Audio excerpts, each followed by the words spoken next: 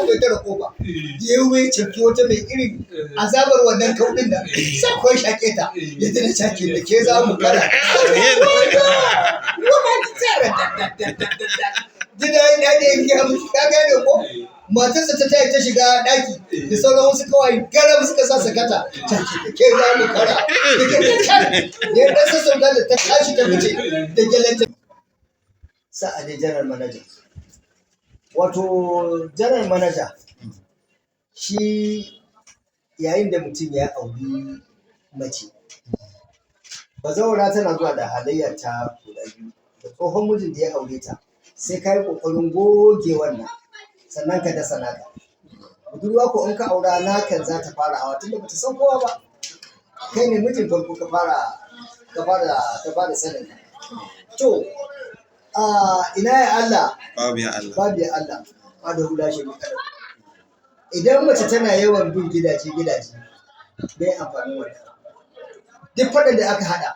shi sa mutum ya yi wa mace tambihi in yi sabon aure su wani yaran ba sa irin a mata jan kunne da irin abin da baka so ana ɗaukar abu aminu sai je ya faɗi idan ko da baka da kaza ba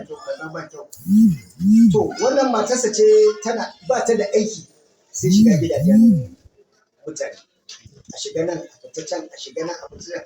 ita ma haka ake zuwa gidanta a cika ta ji aiki can in ya fita ususu ma aka ce maka mai irin aikin nan ne in ya fita sai dare yake dawowa da kamar kwata fa suke zuwa girki cikin gidanta kuma a kwasan mar abinci a ci a nan ake haɗa damban tsiya gulma da wancan menene abin da ya ishe shi rasa yadda zai yi kuma yanzu za su kashe ma aure Allah sha Allah to ita can in wancan mijin nata mai hannu da shuni ne ya kawo rashe da gobe ainihin gidan za ta zo ta dafa wannan ta shigo da kaji wannan ta shigo da manya-manyan kifi ita kuma ta watsa wake a miya ai ka ga rai ya ɓaci ta ce wallahi da mata alaihi wallahi wa gani duniya ta wallahi shar da ita to yanzu to ya aure na farko yan wannan gulman suka kore ta ya kuma yin na biyu irin wannan masu gulman suka tarwatsa man aure to shine sai aka bashi idea aka ce kana buƙatar zama da matar kai ce sai ka tarwatsa wannan matar ta yaya sai ce to zai yi tarwatsa su aka ce a so ne ga mai ce kaga idan Allah ya kai mu sai ka bari sun cika sai ka ga wannan telan na kusa da gidanka ya buga ma waya ka dawo ka zo ka samo zargina sai ce bai sai zargina aka ce bula ka shiga sitrum ɗinka ka shafe jikinka da bula sai kai batti ka nannaɗe shi sai ka fito sankan ɗinka dama ga shi baki kirin dogo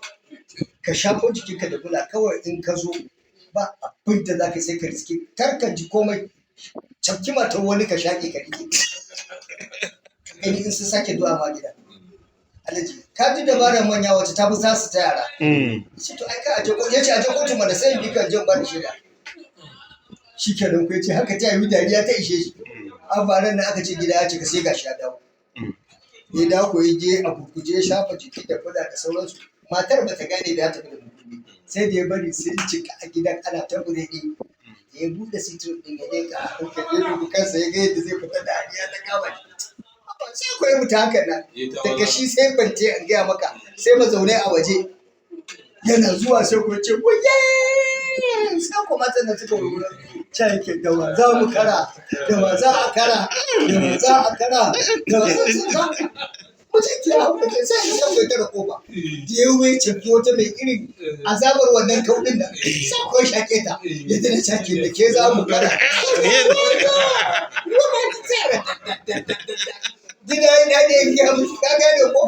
matarsa ta tayi ta shiga ɗaki da sauran wasu kawai garam suka sa sakata ta ke za mu kara da ke da can